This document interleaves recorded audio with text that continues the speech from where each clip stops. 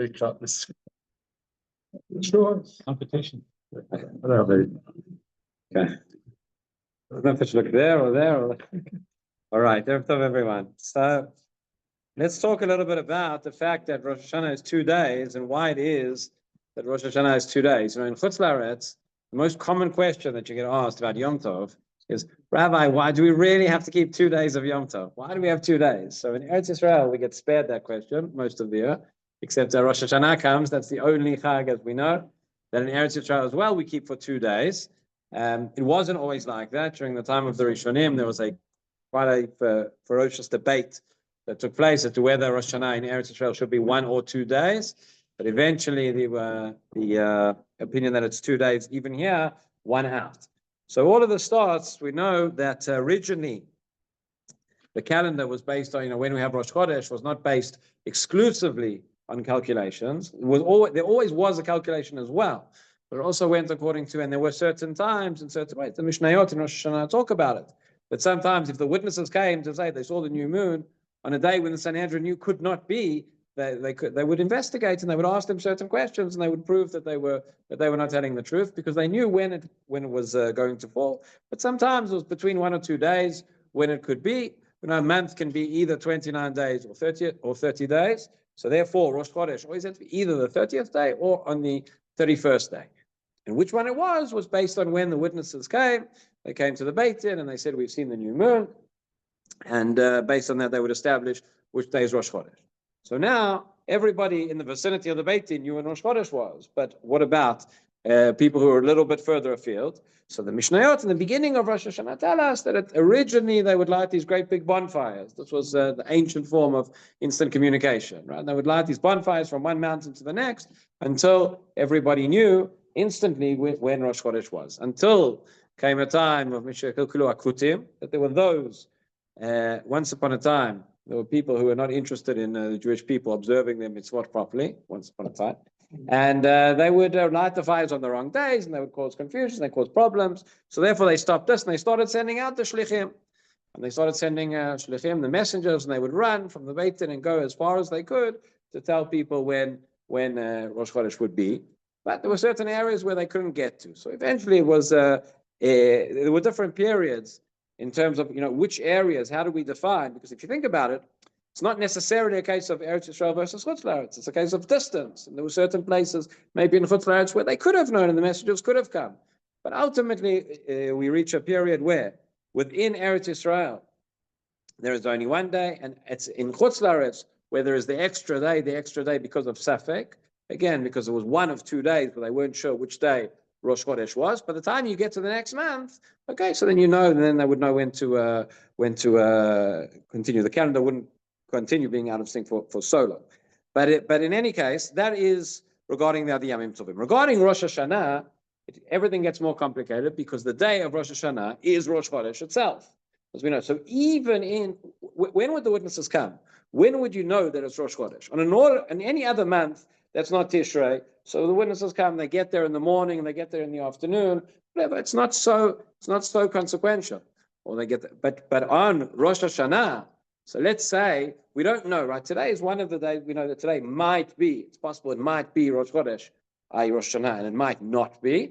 So if we say no, we'll keep it as a normal day. If the witnesses come, so then we'll know that it was actually a Yom Tov. And all the malacha that we've been doing and everything that we've been doing until now was Chilul Yom Tov, Chilul Rosh Hashanah. What are we going to daven? Which Nigun Mr. Chazan going to use in Maariv? Right? So what happened? So the Mishnah appears in Masechet Beitzar as well, near the beginning, and Masechet Rosh Hashanah near the end. Mishnah tells us the following case.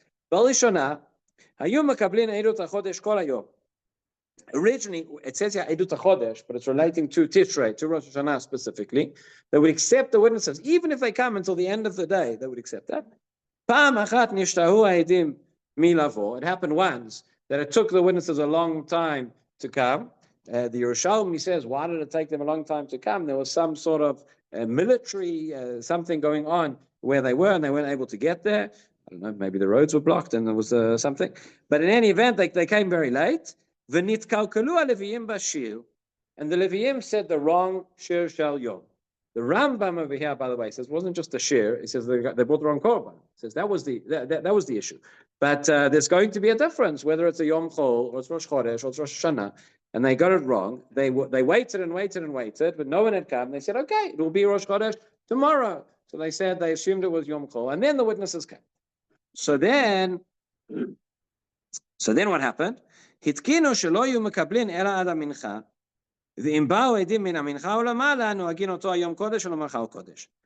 the following takana. They said, from now on, we are only going to receive the witnesses until Mincha time.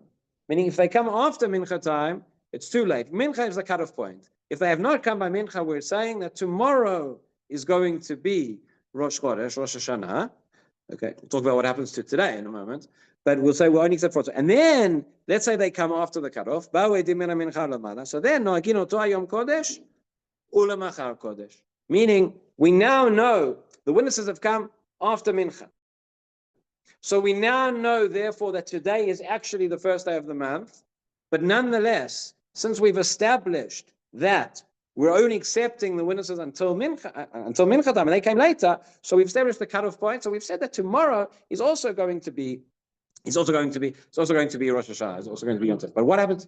What did they do? They got up in the morning. They said could be Rosh Hashanah, could not be Rosh Hashanah. Right. So I'll tell you.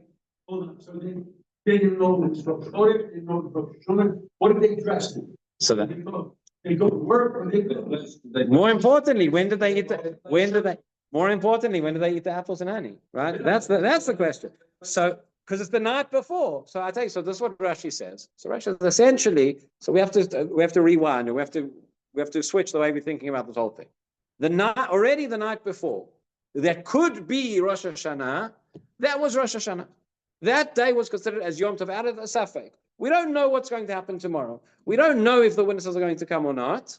But if they come, that means it's already Yom Tov from now, retroactively. So we can't start, you can start off ala safek, on the doubt, and start off keeping it as Yom Tov, and then later on they don't come and then say, okay, actually it wasn't, so we'll keep Yom Tov tomorrow instead, and that's how we get to 2 days, because we don't know, because there's an inherent safek. But you can't start off the day as Chol, and then halfway through realize, oops, actually it was Yom Tov, you can't undo the malacha you may have done. So that's what Rashi explains. He says, from the night that had the potential to be Rosh Hashanah, the witnesses might be coming, so already that night we treat as Yom Tov. In the morning, we treat it as Yom Tov. If the witnesses then come at some point during the day, great. Today was Yom Tov, and tomorrow will be Chol. In such a scenario, you would only have 1 day of Rosh Hashanah. But if the witnesses come, if the witnesses don't come, okay, so we spent the whole day as Yom Tov. That was the Safek, because we weren't sure. Well, now the next day is the real day, so we'll spend the next day as Rosh Hashanah, and therefore you have 2 days. So that's why, because people ask, why is it first of Tishrei and second of Tishrei? Why is it not? Because it's the first day here is the doubt, rather than the second day here being the doubt. The other case that comes up, and this has a lot of ramifications, we'll just mention, when they made this cutoff point, they said the witnesses can come until Mincha. So here's the scenario. We start off keeping the day because it might be Rosh Hashanah. The witnesses don't come in the morning. The witnesses don't come in the afternoon. Okay, cutoff point. We say, Kanir'eh, seemingly it was a mistake. The witnesses will come tomorrow, or they won't come tomorrow. Tomorrow is the actual Yom Tov. But we started keeping today's Yom Tov, so we'll finish keeping today's Yom Tov, because otherwise people will say the next year, oh, we did this last time, we went home, we had the whole day, and then it was actually only the next day. So therefore you still have that day. And then what happens? Then the witnesses actually come after Mincha. You say, actually it was today. So now there's no safek. So we say, no, we kept today's Yom Tov, we made the cutoff point, we're now keeping it tomorrow as well, not because we don't know when it was, but that's the establishment that we've made. And therefore we have 2 days of Yom Tov. That's the scenario whereby you have 2 days of Yom Tov. There's no doubt at all. We know actually that the first day was the day of the new moon, but nonetheless, we still keep the second day as Rosh Hashanah, and that's what we do until today.